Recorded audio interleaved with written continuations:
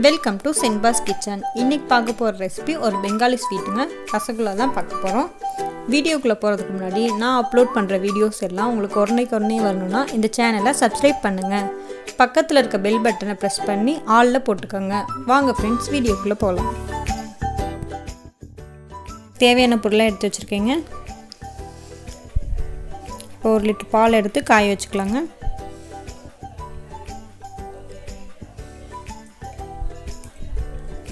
பால் நல்லா பொங்கி வரட்டுங்க. பால் பொங்கி வந்துருச்சுங்க. இப்போ லெமன் ஜூஸ் ஆட் பண்ணிக்கலாங்க. இப்போ பால் தனியாக தண்ணி திரியாக பிரியணுங்க. ஒரு 2 நிமிஷம் கிளறி விட்டுக்கலாங்க.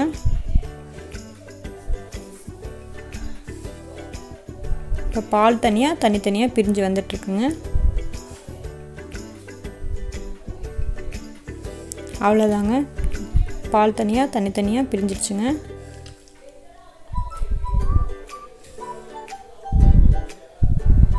இப்போ அடுப்பு ஆஃப் பண்ணிக்கலாங்க.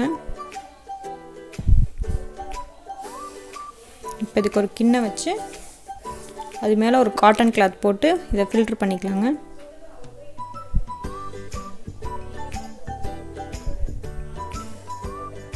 இப்போ இந்த பால் எடுத்து ஆட் பண்ணிக்கலாங்க.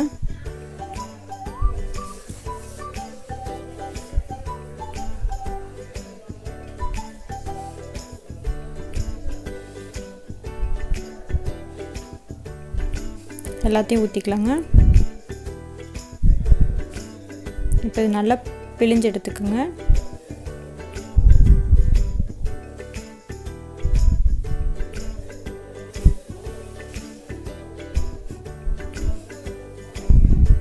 இது நல்லா ஃபில்டர் பண்ணிடுங்க, தண்ணி இல்லாமல்.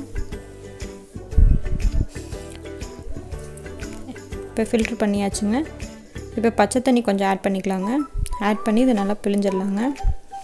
இது எதுக்காக பண்ணுறோன்னா அந்த புளிப்பு சுவை இல்லாமல் இருக்கிறதுக்காக பண்ணுறோங்க, லெமன் ஊற்றிருக்கனால. இப்போ நல்லா ஃபில்ட்ரு பண்ணி எடுத்துருங்க. கொஞ்சம் கூட தண்ணியே இருக்கக்கூடாதுங்க, தண்ணி இல்லாமல் எடுத்துக்கோங்க.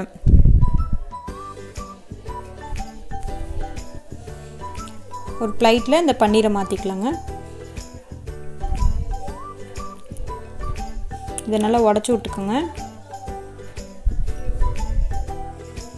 நல்லா சப்பாத்தி மாவு பிணையிற அளவுக்கு நல்லா பிணைஞ்சிக்குங்க.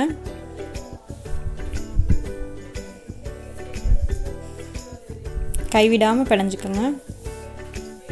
ஒரு 10 நிமிஷத்துக்கு பிணைஞ்சிட்டிங்கன்னா நல்லா சப்பாத்தி மாவு மாதிரி வந்துடுங்க.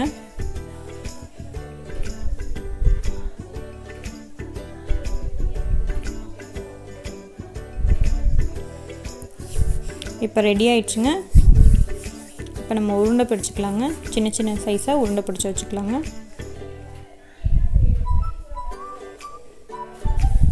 நல்லா வெடிப்பு இல்லாமல் உருண்டை பிடிச்சிக்கோங்க. இந்த அளவுக்கு பண்ணிக்கோங்க. இப்போ நான் எல்லாமே உருண்டை பிடிச்சி வச்சுட்டேங்க.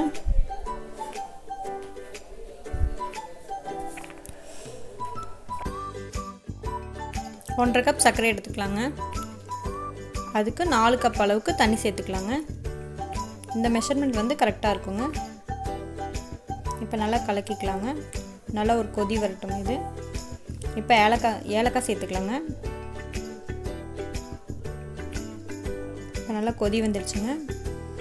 இப்போ நம்ம உருட்டி வச்சுருக்க பன்னீர் எடுத்து இதில் ஆட் பண்ணிக்கலாங்க.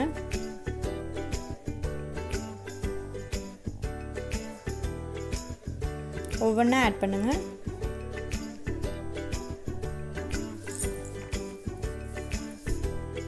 இது நல்லா ஒரு 15 நிமிஷம் அளவுக்கு கொதிக்கணுங்க. இப்போ சின்னதாக இருக்க உருண்டை நல்லா 15 நிமிஷம் கொதிக்கவும் நல்லா டபுளாக வருங்க.